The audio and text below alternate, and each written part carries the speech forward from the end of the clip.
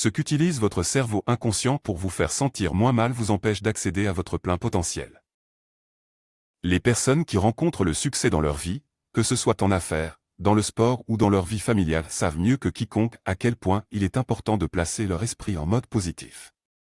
Qu'est-ce que cela veut dire concrètement? Votre cerveau inconscient ne fait pas la différence entre « je ne veux plus manquer de confiance en moi » et « je veux manquer de confiance en moi ». Il ne comprend pas le langage de la négation. Que ce soit en termes de mots ou encore d'images. Vous êtes-vous déjà fait des films ou des plans catastrophes dans votre tête, alors que vous vous apprêtiez à devoir faire un petit discours public? Rassurez-vous, si vous répondez oui, vous n'êtes pas différent de 90% de la population qui a déjà expérimenté à son insu ce genre de torture mentale. Les personnes de nature timide, anxieuses ou encore manquant de confiance en elles, connaissent ce genre de problématiques. Souvenez-vous, dans ces moments-là, vous vous voyez déjà en train de rater votre discours. Vous observez le ricanement de spectateurs qui se moquent de vous, etc. Plus vous alimentez vos pensées et images dominantes de manière négative, plus votre cerveau inconscient va faire son possible pour vous aider à atteindre ce but négatif. Souvenez-vous de votre système automatique SAR. Ce GPS vous permet automatiquement de trouver des idées, d'adopter des comportements et les attitudes nécessaires qui vous permettraient d'atteindre un but ou de résoudre un problème spécifique. Or le problème, c'est que votre cerveau inconscient interprète votre but comme étant de rater votre discours public. Que va-t-il donc faire pour vous? Il va faire en sorte que vous adoptiez des comportements et attitudes qui vont vous permettre de rater votre discours en public. Plutôt paradoxal, vous ne trouvez pas?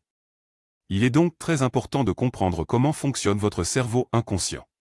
Car c'est véritablement lui qui pilote votre vie à votre insu. Montrez-lui la mauvaise destination, il vous emmènera là où vous ne souhaitez pas aller. Le tout bien sûr, à votre insu. Dans son livre référence Le succès selon Jacques Canfield, un motivateur américain à succès, nous raconte l'histoire tragique de Nick Sitzman. Son histoire montre à quel point notre cerveau inconscient est très puissant. Bien plus puissant que notre volonté.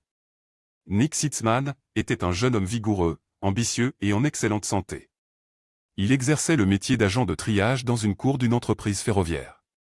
Il avait la réputation d'être un abatteur de besogne fiable. Il avait une femme aimante, 2 enfants et plusieurs amis. Un jour d'été, son équipe reçut la permission de quitter le travail 1 heure plus tôt qu'à l'accoutumée pour fêter l'anniversaire du contremaître. Alors qu'il effectuait une dernière vérification à un convoi, Nick fut accidentellement enfermé dans un wagon réfrigéré. Lorsqu'il se rendit compte que les autres membres de son équipe avaient quitté les lieux, la panique s'empara de lui. Il frappa sur les parois jusqu'à ce que ses poings saignent et il s'égosilla à en perdre la voix, mais en vain. Car personne ne pouvait l'entendre. Connaissant les caractéristiques techniques du wagon, il savait que la température ambiante allait descendre pour atteindre 0 degré. Nick pensa alors, si je n'arrive pas à sortir d'ici, je vais mourir de froid. Il voulait que sa femme et sa famille sachent ce qui lui était arrivé et il se mit à graver quelques mots sur le plancher de bois à l'aide d'un canif. Il écrivit « Il fait maintenant très froid et je commence à être engourdi. Si seulement je pouvais m'endormir. » J'écris sans doute le dernier mot.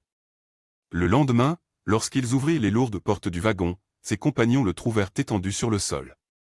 Il était mort. L'autopsie révéla tous les signes d'un décès par hypothermie. Pourtant, le système de réfrigération du wagon était inopérant et la température intérieure était de 13 degrés Celsius. De toute évidence, par le seul pouvoir de la pensée, Nick s'était lui-même enlevé la vie.